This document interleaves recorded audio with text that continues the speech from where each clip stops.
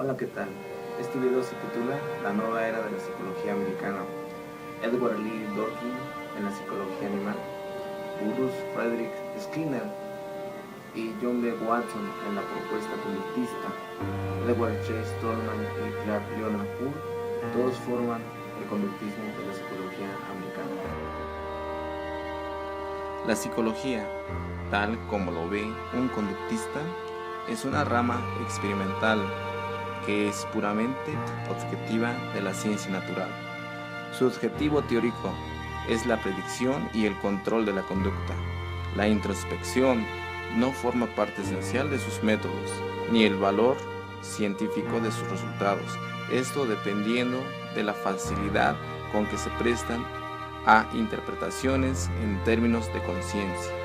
El conductista intenta ofrecer un esquema unitario de la respuesta animal. No reconoce alguna línea que divida entre el hombre y el bruto.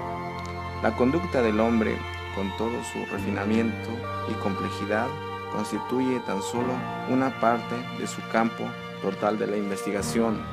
Watson nos dice que la psicología es aquella división de la ciencia natural que toma la actividad humana y la conducta como su objetivo de estudio, el cual se intenta formular a través de la observación sistemática y la experimentación de las leyes y principios que subyacen a reacciones humanas. El conductista se pregunta a sí mismo el por qué no hacer de lo que podemos observar el verdadero campo de la psicología. El conductista entonces se limitará a lo observable y formulará leyes solo relativas a estas cosas. El conductista observa la conducta, donde el observador del organismo a lo que hace y a lo que dice. Le importa también las acciones que hace durante todo el día y toda la noche. Y también corresponde a la psicología conductista poder anticipar y fiscalizar la actividad humana. Vemos como Watson a la personalidad no es sino un producto final de nuestro sistema de hábitos, de nuestro condicionamiento. El objetivo general de todos sus esfuerzos de Watson fue que logró la redefinición del objetivo de la psicología y cuan tantas repeticiones de su idea marcaba, no podía reducirse a la descripción y a la comprensión, sino que se debería ampliarse a la explicación y con esto llegar a la descripción y a la comprensión. Thorndike se funda sus ideas principalmente de la obra de Watson.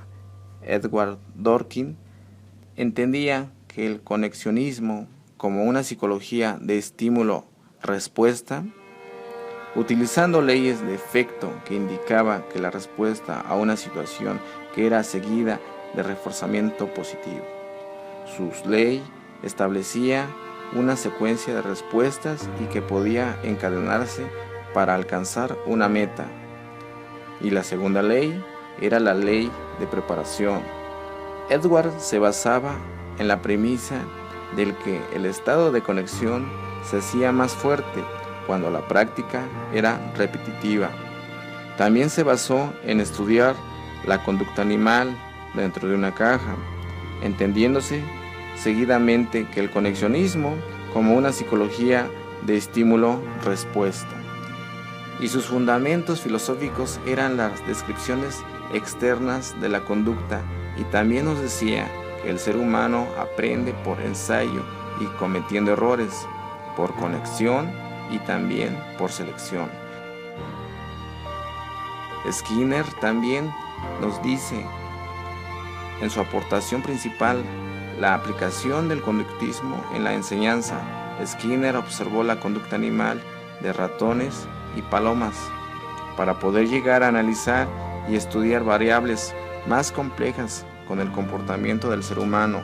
Busca desencadenar comportamientos voluntarios y modificar conductas en los animales.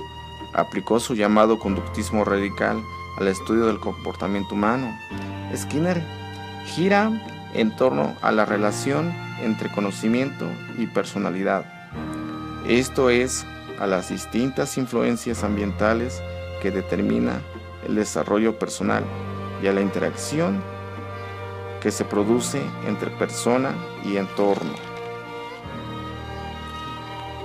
Clark Leonard Hull fue un influyente psicológico americano quien propuso comprender el aprendizaje y la motivación a través de las leyes científicas del comportamiento. Él demostró que sus teorías podrían predecir y controlar el comportamiento, al igual que a él se le acredita el haber comenzado el estudio moderno de la hipnosis, demostrando que la hipnosis no tiene ninguna relación con el sueño. Edward Chas Tolman busca demostrar que los animales podrían aprender hechos acerca del mundo que podrían usar de manera flexible subsecuentemente en una vez de simplemente aprender respuestas automáticas comenzadas por estímulos ambientales.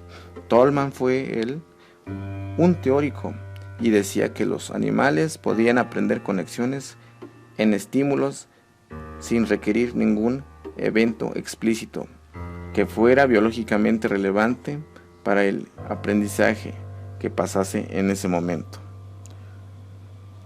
Watson también fue el principal representante del conductismo, que en su estímulo-respuesta y decía que dando un estímulo al ser humano se obtendría una determinada respuesta. John B. Watson fue el principal representante del conductismo, con su estímulo-respuesta y decía que dando un estímulo al ser humano se obtendría a una determinada respuesta. John Watson defendió la idea de una psicología que consideraba valiosa a la conducta y a sí misma como objeto de estudio y un nuevo método para estudiar. Esto fue una innovación para la psicología estructural desde el momento en la cual se usaba el método de introspección y consideraba el estudio del comportamiento como una práctica y un valor. El conductismo representó una aproximación radicalmente diferente, ya que el foco cambió desde el organismo que era conciencia o inconsciencia al ambiente.